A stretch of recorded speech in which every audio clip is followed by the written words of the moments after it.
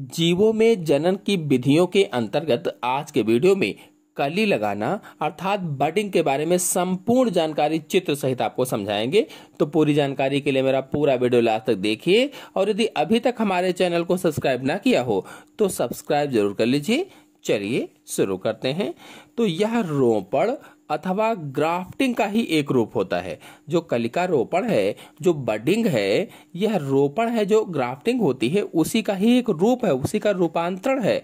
और इस विधि में किसी बढ़िया जाति के पौधे की एक कली को, कोई बढ़िया जाति का पौधा है, उस पौधे की एक कली को किसी दूसरे साधारण पौधे के तने पर लगाया जाता है। मतलब इस विधि में करते क्या है कि सबसे पहले जिस पौधे की कली लगानी होती है, इसका क्या मतलब है, जिस पौधे की, तो जो सियान होता है, सियान क्या होता है, जो अच्छा पौधा होता है, जो बढ़िया जाति का पौधा होता है, उसे सियान कहा जाता है। तो इसीलिए कहा गया है जिस पौधे की कली लगाना, तो अच्छे पौधे की कली लगाई जाती है। तो सबसे पहले जिस पौधे की कली लगानी होती है उसकी पर्व संधि से, जहां पर गांठ होगी उस गांठ से या पर्व संधि से छाल सहित कली को चाकू से काटकर अलग कर लेते हैं। जहां पर कली है तो उस कली को छाल सहित चाकू से काटकर अलग कर लिया जाता है। मतलब कोई बढ़िया जाति का पौधा है, उस बढ़िया जाति के पौधे की कली को हमें लगाना है तो पहले कली को हम उस पौधे से निकाल लेंगे, चाकू से काटकर अलग कर लेंगे।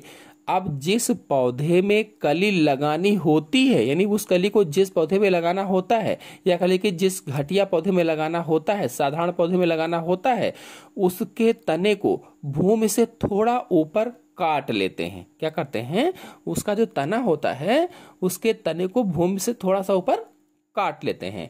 मतलब ये हुआ, घटिया किस्म के पौधे के तने की छाल में एक गहरा तिरछा काट लगाते हैं और उसमें वो जो बढ़िया जाति की कली निकाली गई थी, उस बढ़िया जाति की कली को उसी में सावधानी पूर्वक रोपित कर देते हैं, उसी में लगा देते हैं। और लगाने के बाद जोड़ पर मिट्टी लपेटकर नम कपड़े की पट्टी इस प्रकार बांधी जाती है कि केवल कली ही बाहर निकली रहे।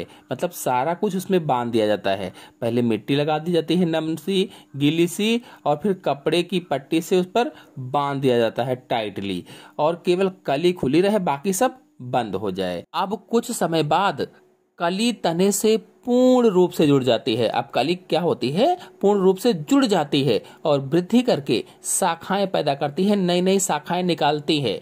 इस प्रकार अच्छी नस्ल का पौधा बनकर तैयार हो जाता है। लेकिन ये ध्यान रखना है, जब कली से शाखाएं निकल रही हैं तो उनको हमें नहीं काटना है। लेकिन अगर नीचे से शाखाएं निकल रही हैं, जो स्टॉक था, स्टॉक क्या, जो घटिया जाति का पौधा था जिस पर मैंने कली रोपित किया था, अगर नीचे से शाखाएं निकल रही हैं तो उन सभी शाखाओं को काट देंगे ताकि अच्छी शाखाएं विकसित हो और अच्छी जाति का पौधा तैयार हो। गुलाब, आड़ू, अंगूर, संतरा, नींबू, बेर, शरीफा आदि में कली विधि से या बडिंग विधि से पौधा तैयार किया जाता है या इसी विधि के द्वारा प्रवर्धन किया जाता है। और कलिका रोपण की मुख्य रूप से दो विधियां हैं। पहली है टी कलिका रोपण और दूसरी है फ्लूट अथवा ट्यूब कलिका रोपण। तो टी कलिका रोपण में, टी बडिंग में क्या होता है, इस विधि में स्कंध या तने की छाल में टी आकार का चीरा लगाया जाता है। जो टी विधि है इसमें टी आकार का चीरा लगाते हैं, जैसा कि आपको चित्र में दिख भी रहा है। और इसके बाद एक कलिका तथा उससे संलग्न ऊतक को उच्च किस्म के पौधे से पृथक कर लिया जाता है, यानी जो अच्छी किस्म का पौधा है उससे अलग कर लिया जाता है और अलग करके टी आकार के चीरे में फंसा देते हैं, आराम से लगा देते हैं, सावधानी पूर्वक लगा देते हैं और दोनों को भाली भांति बांध दिया जाता है, अच्छी तरह से बांध दिया जाता है। कलिका कुछ दिनों में अंकुरित हो जाती है और अंकुरित होकर स्कंद पौधे का भाग बन जाती है। यह विधि गुलाब, नाशपाती, नींबू, संतरा आदि में अपनाई जाती है और इस विधि को टी चश्मा चढ़ाना भी कहा जाता है। जो टी कलिका रोपण है, टी बडिंग है, इसको टी चश्मा चढ़ाना भी कहते हैं। फिर दूसरा है फ्लूट अथवा ट्यूब कलिका रोपण। तो इस विधि में स्कंध में चाकू द्वारा छाल पर एक घेरा बनाते हैं।